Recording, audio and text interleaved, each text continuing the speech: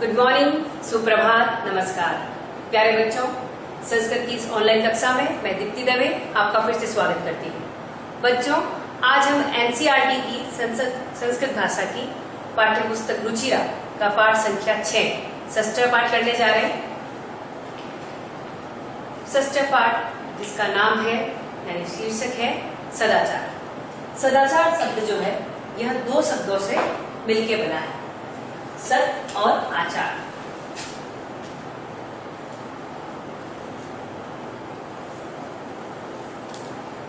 आचार शब्द क्या है और सत शब्द क्या है?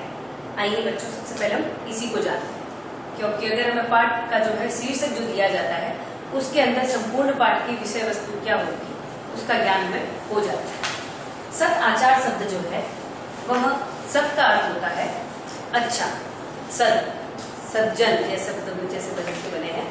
सत यानी अच्छा, आचार यानी व्यवहार, यानी इस दोनों ही शब्दों का मिलकर जो है सम्मिलित रूप से इसका अर्थ बनता है सदाचार।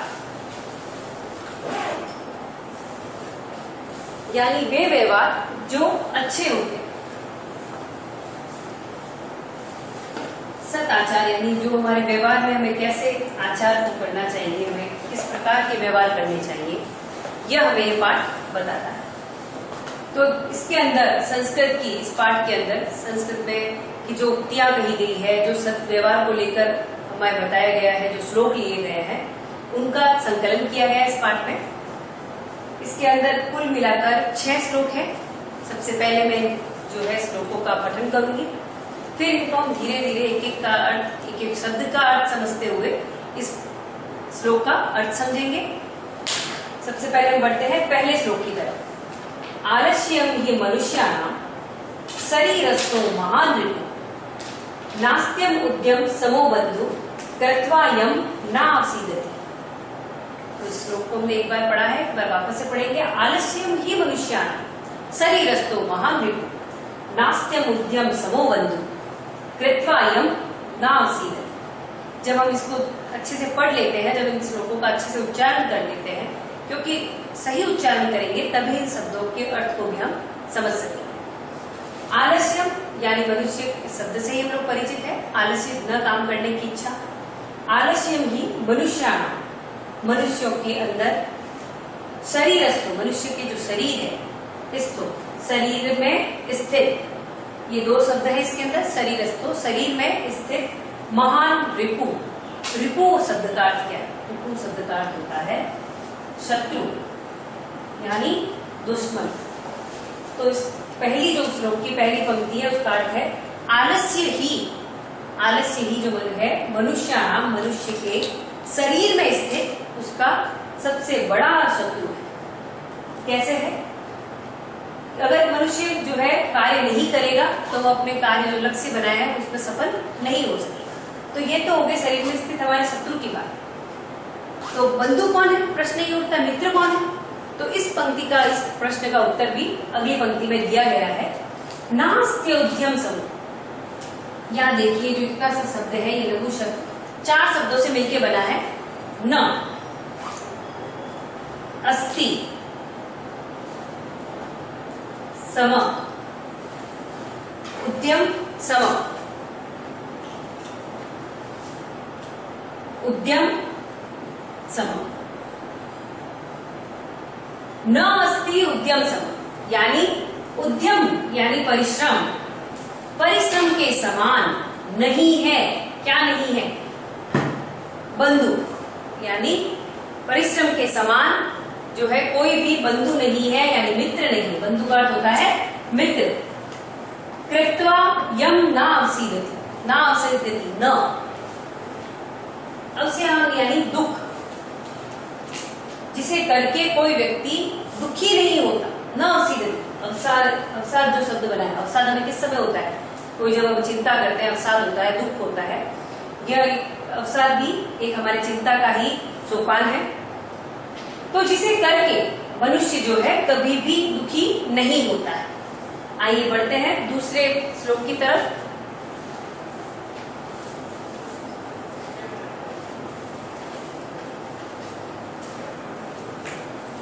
स्वः कार्यम अद्यम कुर्वी। नहीं प्रतीक्षते मृत्यु कृतमस्य न वा कृतम्। स्वः काले यानी आने वाले कल। स्वः काल हम जानते हैं ये अव्यय शब्द है जिसका अर्थ होता है आने वाला कल। आने वाले कल का कार्य, कार्य को कार्यम अद्य, अद्य का अर्थ होता है आज। यह भी एक अव्यय है, इसी के साथ साथ हम अव्यय का ज्ञान भी कर रहे हैं। आने वाले कल का कार्य अध्यम पूर्वी आज करें। पूर्वान्हे चापरान्हे और दोपहर से पहले का कार्य चापरान्हे दोपहर को कर। नहीं प्रतीक्षते मृत्यु, क्योंकि मृत्यु जो है कृतमस्य न वा कृतम्, यह नहीं सोचती क्या आपने कृतमस्य, क्या आपने कर लिया है और क्या आपने नहीं किया है, इसका जो है मृत्यु प्रतीक्षा नहीं करती। अब कहेंगे बात बात पर हम लोग मृत्यु की थोड़ी हो जाएगी, हम लोग इस पे नेगेटिव नहीं जाते। मृत्यु केवल मनुष्य की मृत्यु नहीं है, वक्त की मृत्यु भी, समय के जो है नष्ट होना भी अपने आप में मृत्यु। कोई मृत्यु का जो समय है उसमें अगर आप कार्य नहीं करते हैं तो समय की मृत्यु भी कही जाएगी। स्वः कार्य, जो आने वाले कल का कार्य है हमें आज करना चाहिए और दोपहर के बाद का जो समय का काम है दोपहर से पहले कर लेना चाहिए। क्यों कर लेना चाहिए? क्योंकि मृत्यु जो है वह किसी की प्रतीक्षा नहीं करती। कृतमस्य न वा कृतम्, न मृत्यु जो ये नहीं पूछी कि आपने क्या काम कर लिया है क्या नहीं कर लिया। यानी मान लीजिए इसको एक एग्जाम्पल समझ लेते हैं। एग्जाम है आपके, तो आप उससे पहले आपने पढ़ाई की है नहीं की है, एग्जाम आपसे ये नहीं पूछेगा। जिस समय आपके एग्जाम होंगे उस समय तक आपको अपना जो दिया गया है पाठ्यक्रम पूरा कर लेना ही पड़ेगा। नहीं है तो उस ईयर की आपका जो है जो समय है वो बर्बाद हो चुका है, नष्ट हो गया है, उस समय की मृत्यु होगी। इसीलिए यहाँ पे बताया गया नहीं प्रतीक्षते मृत्यु। आपसे एग्जाम डेट देने से पहले ये नहीं पूछा जाएगा आपको कौन सी डेट आपके लिए सही है, हम उसी दिन काम करवाएंगे, उसी दिन सिलेबस करवाएंगे, नहीं। इसीलिए जिस दिन आपको काम दिया जा रहा है, जिस दिन आपने जिस परीक्षा का फॉर्म भर दिया है, जिस दिन से आप अगली कक्षा में आ गए हैं, तभी से आपको दिए गए कार्य को, पढ़ाए गए कार्य को जो है कल के कार्य को भी आज करने का करना है। कि कल हमें होमवर्क लेकर जाना है, कल हमें प्रोजेक्ट देना है, तो वह कार्य हमें आज ही कंप्लीट करना पड़ेगा। दोपहर के बाद का काम जो है दोपहर से पूर्व करना पड़ेगा। इस तरह से अगर हम करते हैं तो हम लोग जो है समय को खराब नहीं करते हैं। ठीक है, ये तो हो गई दूसरी हमारा श्लोक। एक बार पुनः पढ़ लेते हैं। शुभ कार्य मध्यम पूर्वित पूर्वान्हे चापरान्हिकम् नहीं प्रतीक्षते मृत्यु कृतमस्य न वा कृतम्। हमारे अगले जो श्लोक है उसका सबसे पहले हम लोग जो है आदर्श पठन करेंगे।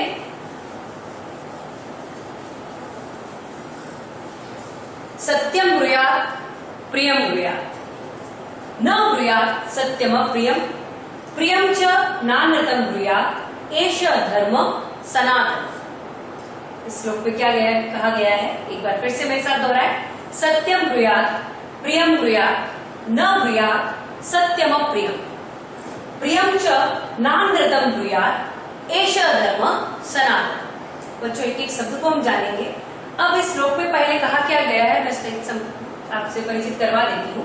इसमें हमें किस प्रकार बोलना चाहिए यह हमें श्लोक जो है ये सिखा रहा है। ऐसी कई भी पुस्तकों में नहीं ज्ञान दिया जाता है, केवल एक जो भाषा ज्ञान जो ऐसा है जो हमें ये बताता है किस प्रकार से बोलना चाहिए। तो ये बता रहा है श्लोक सत्यम ब्रूयात्। सबसे पहला उसने क्या कहा है, सत्य बोलना चाहिए।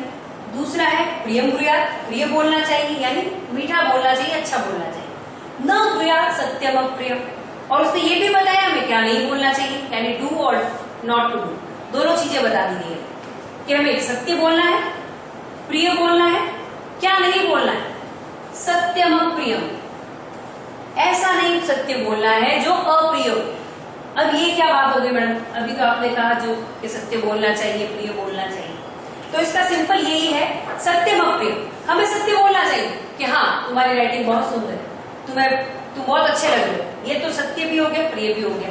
लेकिन सत्यम प्रियम कैसा नहीं।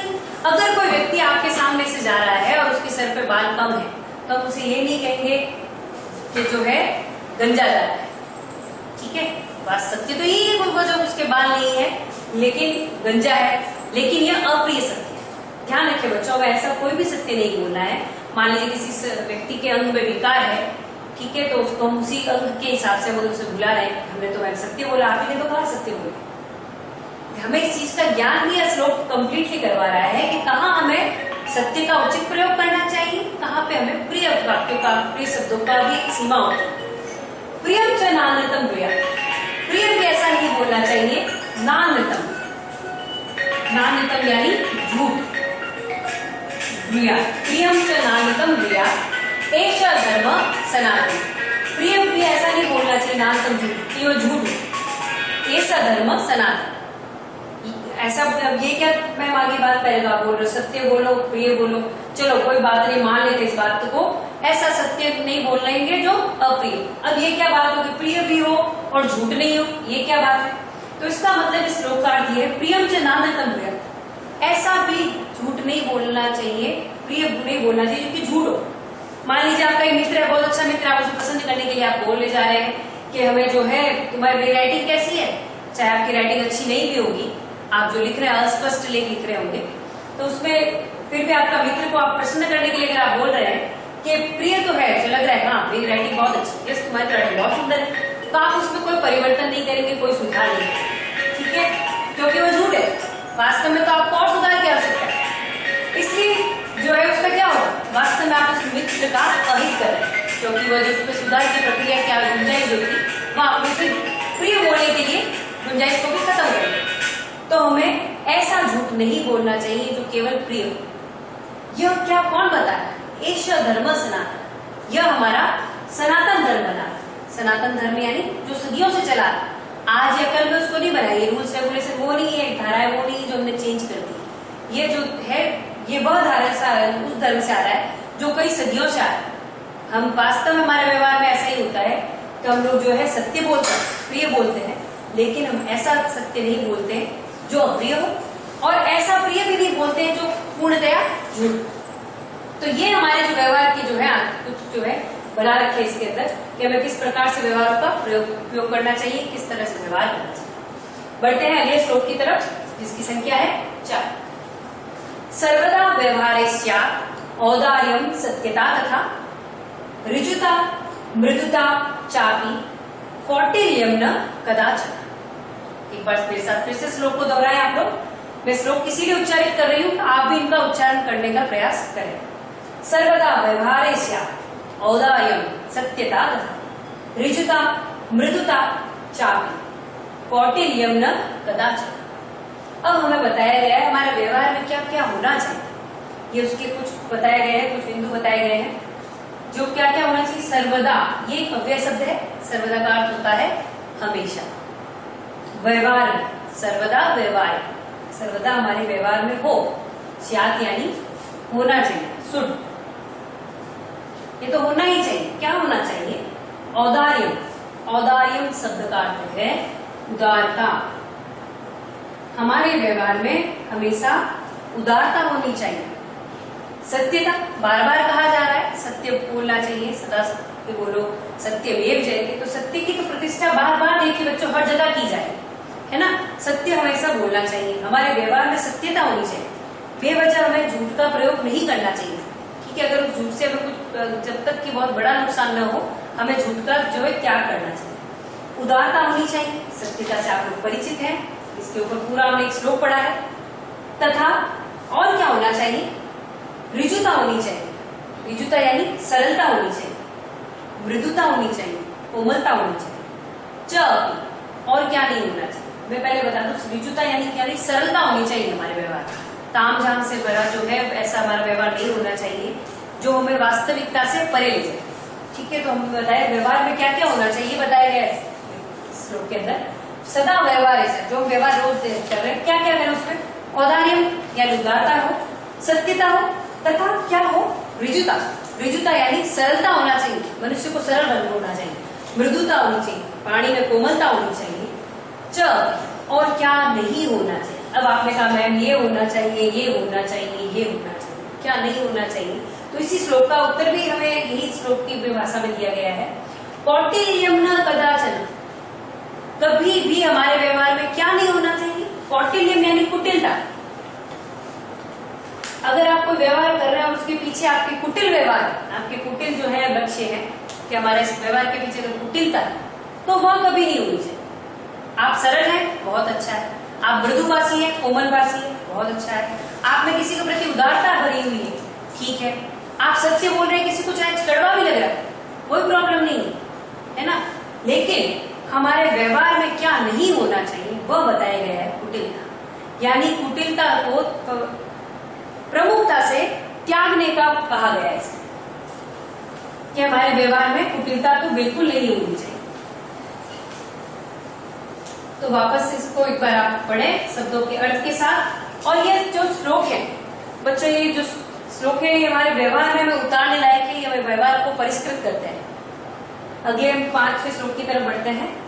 श्रेष्ठम जन्म गुरु चापी मातरम पितरम तथा मनसा कर्मणा वाचा सेवे सततम सदा। इस श्लोक के अंदर हमें कौन कौन हमारे जो है मन से, वचन से और कर्म से सेवा के योग्य है, आदर के योग्य है, वह बताया गया है। तो इसमें बताया श्रेष्ठम जन्म, श्रेष्ठ लोग जो हर तरह से श्रेष्ठ हैं, जिनका कार्य श्रेष्ठ है।